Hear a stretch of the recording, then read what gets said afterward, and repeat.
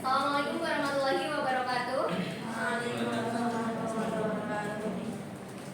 Yang terhormat Bapak Dr. Eko Suroso MPD selaku dosen mata kuliah psikolinguistik, yang saya hormati rekan-rekan saya yang telah meluangkan waktu untuk dapat menyimak presentasi saya pada siang hari ini.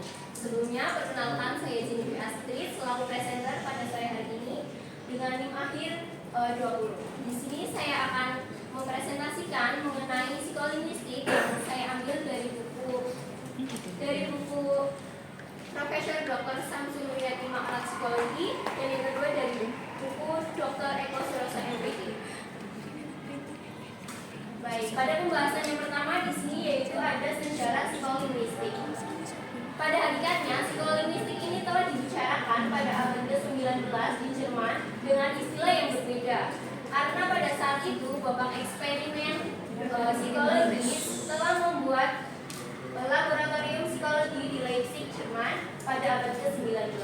Namun pada saat itu, psikolinguistik dikenal tidak dengan istilah psikolinguistik, namun melainkan dengan psikologi bahasa atau psikologi gen spread, yang materinya tentu saja tidak jauh berbeda dengan materi psikolinguistik kita pada sore hari ini.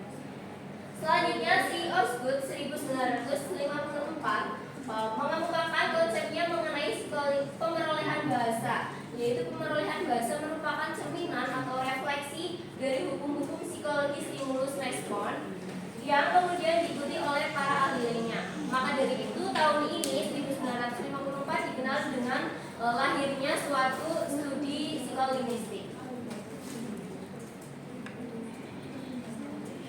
Pada bab yang kedua yaitu ada pengertian dasar mengenai psikolinguistik.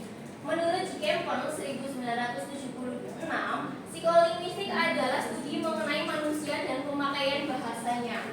Jadi bagaimana manusia itu dapat menangkap ide-ide dari orang lain dan bagaimana manusia dapat mengekspresikan idenya sendiri baik menggunakan bahasa tulis maupun bahasa lisan. Kemudian Liefeld 1975 juga mengemukakan mengenai psikolinguistik, yaitu mengenai penggunaan dan pemerolehan bahasa oleh manusia. Liefeld membagi psikolinguistik menjadi 3 bidang kajian, yaitu psikolinguistik umum, psikolinguistik perkembangan, dan psikolinguistik terapan. Yang pertama ada psikolinguistik umum. Psikolinguistik umum ini adalah studi mengenai bagaimana pengamatan atau persepsi orang dewasa dalam bahasa ataupun bagaimana ia memproduksi bahasa dalam kehidupan sehari-harinya. Dalam bab psikolinguistik umum ini mempelajari mengenai fungsi bahasa dan proses berbahasa pada orang dewasa pada umumnya. Fungsi bahasa dapat dibagi menjadi 3, yaitu memberi informasi, menanyakan, atau memperingatkan suatu fakta. Dari 3 aspek fungsi bahasa tersebut, terdapat aspek penting dari fungsi bahasa, yaitu ada speech up, proportional content, dan thematic struktur. Speech up yaitu merujuk pada maksud atau tujuan dari suatu tuturan itu diutarakan. Artinya tuturan tersebut itu ditujukan dengan tujuan apa. Kemudian yang kedua ada proportional content. Proportional content ini adalah mengacu pada makna atau informasi yang terkandung dalam suatu tuturan. Jadi suatu tuturan itu memiliki fakta benar ataupun salah. Yang ketiga ada thematic struktur. Thematic struktur ini adalah bagaimana suatu tuturan atau informasi dapat disampaikan dengan struktur ataupun dengan struktur yang disampaikan dengan cara yang lebih efisien agar bisa mudah dimengerti oleh orang lain. Selanjutnya mengenai psikolinguistik perkembangan. Psikolinguistik perkembangan ini adalah studi mengenai pemerolehan bahasa, baik itu pemerolehan bahasa pada anak-anak maupun pada orang dewasa. Bidang psikolinguistik perkembangan ini dapat mengkaji yang pertama ada perkembangan fonologi yaitu bunyi bahasa, perkembangan semantik atau makna kata, yang ketiga perkembangan sintaksis, perkembangan morfologi, dan perkembangan konseptual. Selanjutnya, menurut Piaget, perkembangan berpikir diawali oleh seorang bayi yang baru lahir yang sudah dibekali dengan sensory motor intelligence, yaitu kemampuan bayi untuk dapat membedakan antara yang baik, yang gelap dan yang terang. Setelah itu, bait juga dibekali dengan kemampuan untuk membedakan objek-objek kejadian-kejadian yang lainnya dengan waktu yang tidak singkat. Selanjutnya ada psikolinguistik terapan. Dalam bab psikolinguistik terapan ini akan membahas mengenai hal membaca, patologi bahasa, kedewibahasaan, dan pengajaran bahasa asing. Pada hal membaca, yaitu bagaimana otak kita mampu memproses teks atau huruf-huruf mulai dari pengenalan huruf sampai hingga pemahaman suatu wacana. Hal membaca dapat dibagi menjadi dua, yaitu initial reading dan advanced reading, di mana initial reading ini yaitu membaca dengan tujuan untuk mengerti bunyi-bunyi bahasa dalam teks tersebut, sedangkan advanced reading ini bertujuan untuk mengerti makna dari teks yang kita baca. Yang kedua ada patologi bahasa. Patologi bahasa adalah kelainan atau permasalahan-permasalahan yang terjadi dalam kegiatan kebahasaan, seperti ada disleksia, afasia, bahasa orang tunarungu. Disleksia adalah gangguan pada seorang anak di mana dia mengalami kesulitan membaca namun tidak disebabkan oleh kemampuan intelijensinya. Contohnya pada anak SD kelas 3, kemampuan membacanya masih setara dengan kemampuan anak kelas 1 SD, yaitu masih mengeja. Kemudian afasia. Afasia ini adalah gangguan oleh kerusakan otak. Misalnya pada orang yang mengalami stroke, dalam kemampuan berbicaranya akan mengalami hambatan atau gangguan. Selanjutnya ada bahasa orang tunarungu. Bahasa orang tunarungu ini mengkaji bagaimana suatu bahasa isyarat sebagai alat komunikasi yang paling utama itu. Selanjutnya ada kedewibahasaan. Kedewibahasaan adalah bagaimana seseorang yang bilingual mampu memahami kedua bahasa tersebut. Selanjutnya ada pengajaran bahasa asing. Bahasa asing ini berfokus pada siswa, yaitu bagaimana dia mampu memahami bahasa yang akan dia pelajari. Selanjutnya ada buku dari Bapak Dr. Eko Suroso MPG. Yang pertama ada pengertian psikolinguistik. Menurut Hartley, yaitu psikolinguistik adalah psycholinguistic investigates the interrelation of language and mind in processing and production utterance and in language equation. Artinya yaitu psikolinguistik ini membahas mengenai relasi antara bahasa yang digunakan oleh manusia dan bagaimana dia mampu mengasosiasikan atau bisa menerapkan dalam kehidupan sehari-hari.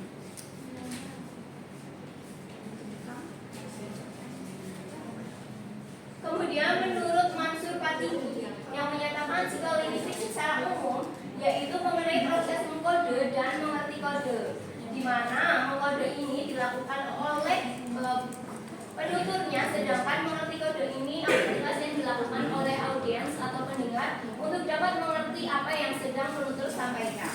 Selanjutnya, Osgood dan Sibiuk dalam psikolinguistik lebih memfokuskan pada membuat kode dan memahami kode, yang dimana kode ini yang dilakukan oleh linguistik, sedangkan pengkodean ini dilakukan oleh kajian psikologi. Selanjutnya, Robert Lado mengungkapkan bahwa psikolinguistik merupakan pendekatan yang dapat dibagi menjadi dua ilmu, yaitu ada psikologi dan linguistik. Sedangkan menurut Eamon Beck, psikolinguistik adalah suatu ilmu yang mengkaji bagaimana para pemakai suatu bahasa membentuk atau membangun dan mengerti kalimat-kalimat yang digunakan. Jadi menurut pendapat Eamon Beck ini, psikolinguistik adalah disiplin ilmu yang mempelajari bagaimana bahasa diproses oleh otak manusia dan apa yang melatar belakangi suatu kalimat tersebut dituturkan oleh seseorang.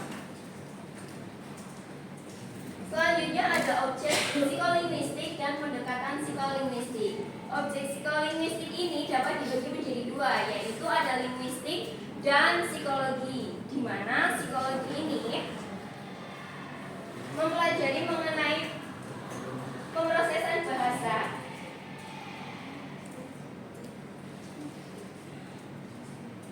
di mana psikologi ini mempelajari mengenai pemrosesan bahasa pada diri manusia, sedangkan linguistik ini lebih terarah kepada pendeskripsian bahasa oleh manusia. Jadi objek psikolinguistik merupakan bahasa yang berproses pada jiwa atau diri manusia.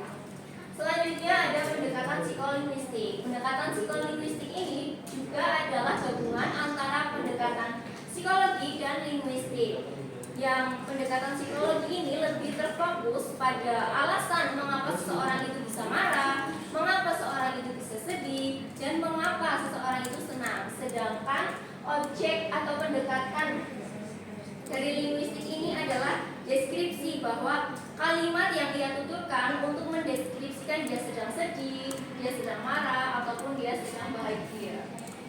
Selanjutnya ada psikologi kalimat. Banyak teori yang menyebutkan bahwa antara bahasa dan berpikir ini mengalami kaitan yang sangat erat. Dengan teori psikolinguistik diduga terdapat faktor kejiwaan yang melatar belakangi mengapa gangguan bahasa tersebut dapat terjadi. Gangguan-gangguan bahasa diantaranya yaitu ada kalimat berputar-putar. Kalimat berputar-putar ini dapat diakibatkan karena adanya luka pada area broca atau otak sebelah kiri bagian belakang, sehingga seseorang akan mengucapkan ujaran secara terus-menerus tanpa henti, akan tetapi minim semantik atau makna yang ia sampaikan sesungguhnya itu sedikit. Selanjutnya ada kalimat tidak gramatikal. Kalimat tidak gramatikal ini disebabkan oleh karena adanya luka pada otak sebelah kiri bagian depan manusia, sehingga tuturan yang ia sampaikan tidak gramatikal atau tidak sesuai dengan kebahasaan dari bahasa Indonesia itu sendiri. Kemudian kalimat menyakiti hati. Kalimat menyakiti hati ini dapat terjadi karena adanya gangguan emosi pada manusia.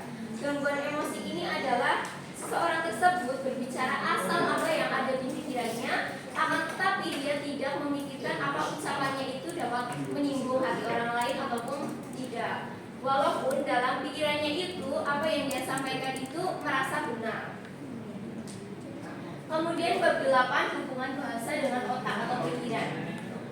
Yang pertama ada dua sisi otak manusia. Menurut Broca, sesuatu yang terkait dengan hal-hal bahasa yaitu berada pada otak sebelah kiri manusia.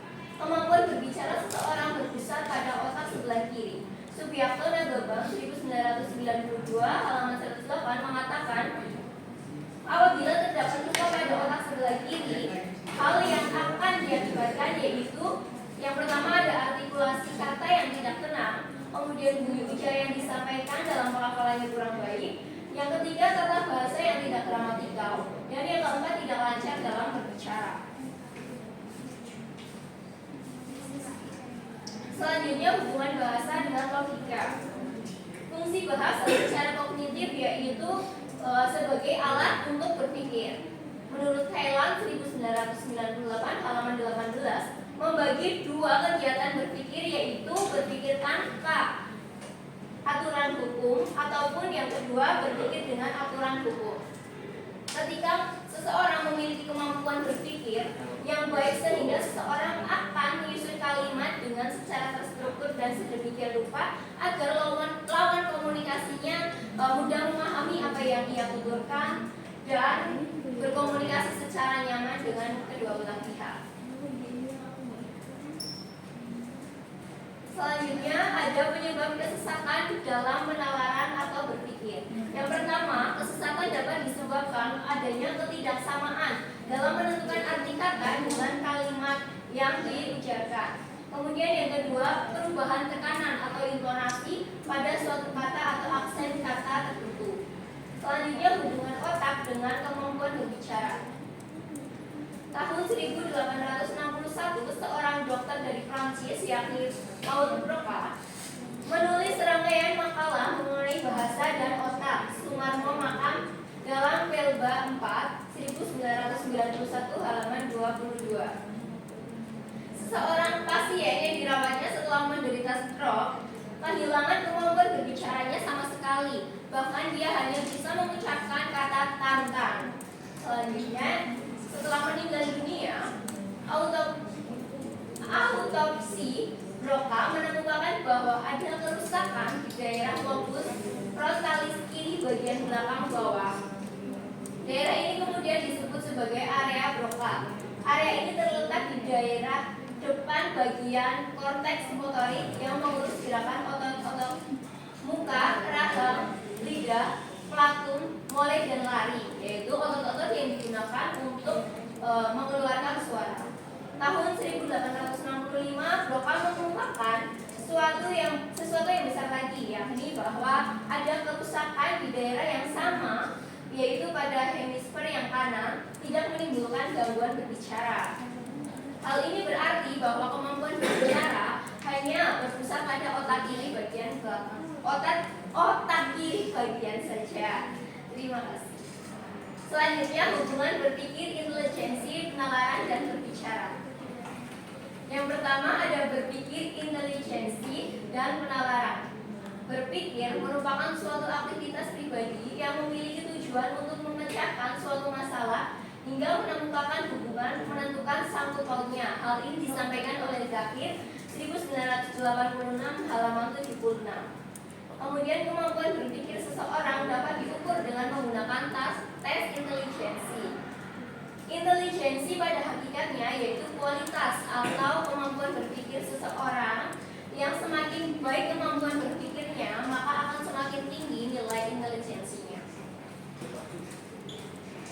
Kemudian ada penalaran. Penalaran merupakan proses penyusunan bukti dan pendirian secara rasional untuk memperoleh simpulan. Hal ini disampaikan oleh Daud 1998 halaman 26.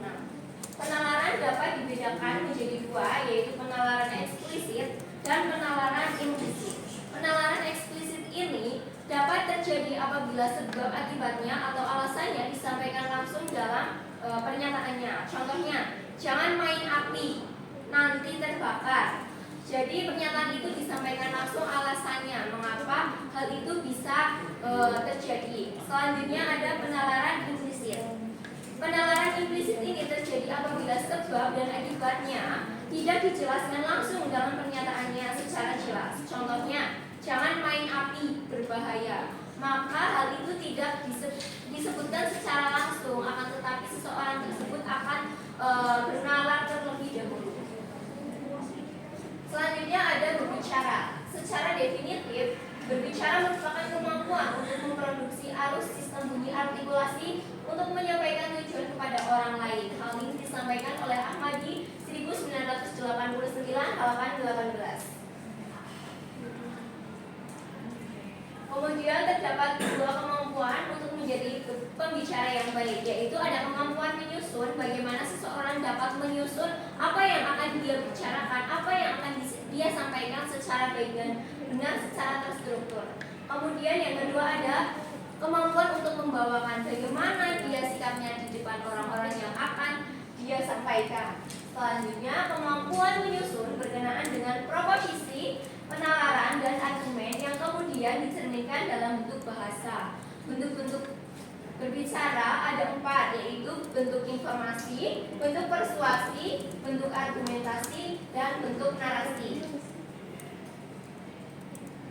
Selanjutnya prinsip berbicara menurut Anjalus 2008 halaman 41, yaitu ada keindahan, keefektifan, keunikan, dan keautentikan, kecermatan, kekreativitasan, keetisan, kelogisan, dan yang terakhir kebenaran.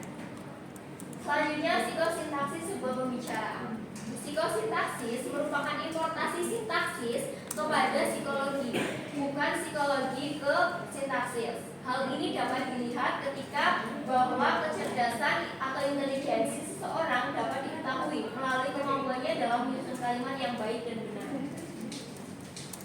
Kemudian bahasa menurut Chomsky adalah kumpulan kalimat yang terdiri atas deretan bunyi yang mengandung makna. Artinya seseorang yang menggunakan bahasa sebagai alat komunikasi tidak akan terlepas dari penyusunan atau merangkai kalimat sehingga membentuk suatu pembicaraan. Penguasaan bahasa seseorang tidak hanya menguasai kaidah-kaidah bahasa saja, melainkan harus memiliki aspek yang pertama, yaitu penguasaan secara aktif sejumlah besar perbendaharaan kata atau kosakata. Yang kedua, penguasaan kaidah-kaidah sintaksis bahasa itu sendiri. Kemudian yang ketiga, kemampuan menemukan gaya bahasa yang paling cocok untuk dia sampaikan dalam audiens. Yang keempat, tingkat logika atau penalaran yang dimiliki oleh seseorang. Hal ini disampaikan oleh Kerak 1984 halaman 35. Jadi mengapa sih psikolinguistik ini perlu dipelajari oleh kita sebagai calon guru? Jadi nantinya ketika kita sudah terjun di sekolahan, maka apapun yang kita sampaikan akan diamati oleh siswa. Ketika kita menggunakan bahasa-bahasa yang kotor, maka siswa akan meniru apa yang kita ucapkan, mulai dari dia melihat kita atau mendengarkan kita berbicara kotor, kemudian dia menerapkan dalam kehidupan sehari-hari.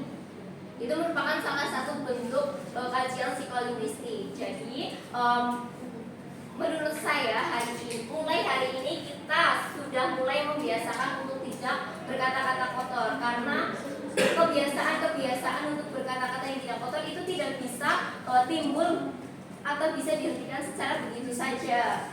Mulai dari sekarang harus bisa dihentikan agar ketika kita sudah terjun di sekolahan, kita akan menggunakan bahasa yang baik dan benar. Mungkin presentasi yang saya sampaikan. Apabila ada pertanyaan, silakan acungkan tangan dengan menyebutkan nama dan NIM-nya.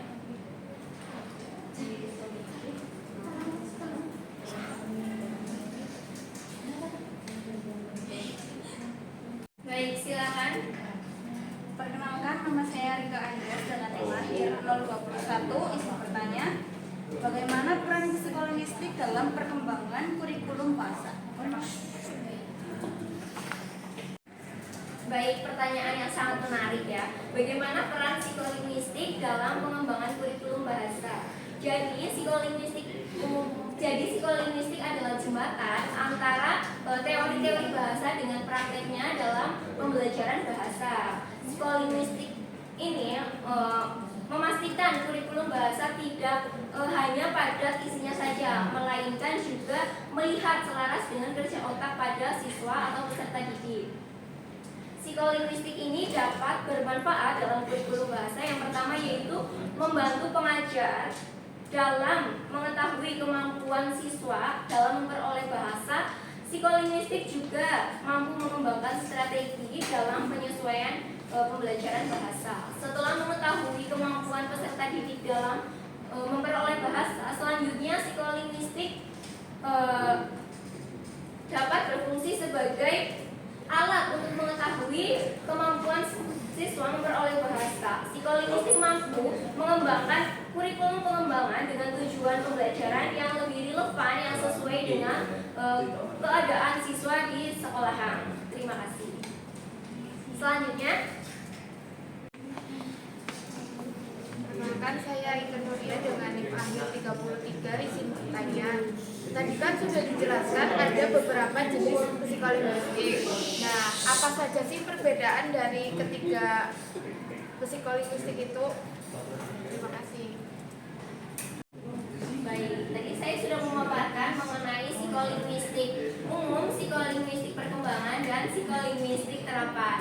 Jadi perbedaan dari ketiga psikolinguistik tersebut yang dimana kemarin muncul pada soal UTS kita, psikolinguistik umum ini mengkaji atau membahas mengenai fungsi-fungsi bahasa, mulai dari teori-teori psikolinguistik secara umum pada manusia normal umumnya.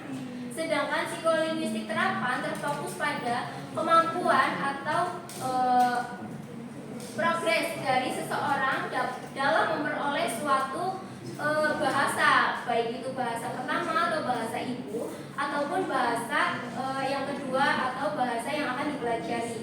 Sedangkan yang ketiga ada psikolinguistik terapan. Psikolinguistik terapan ini merupakan jawaban atau solusi dari permasalahan-permasalahan kebahasaan yang terjadi di lingkungan sekitar kita, seperti mulai dari bahasa isyarat, yaitu yang digunakan untuk komunikasi orang yang tunarungu, ataupun alat untuk bantu dengar untuk bisa pada orang tuli. Terima kasih. Mungkin seperti itu jawabannya. Baik, presentasi saya akhiri. Terima kasih atas waktu yang diluangkan. Wabillahi taufiq wal hidayah. Wassalamualaikum warahmatullahi wabarakatuh.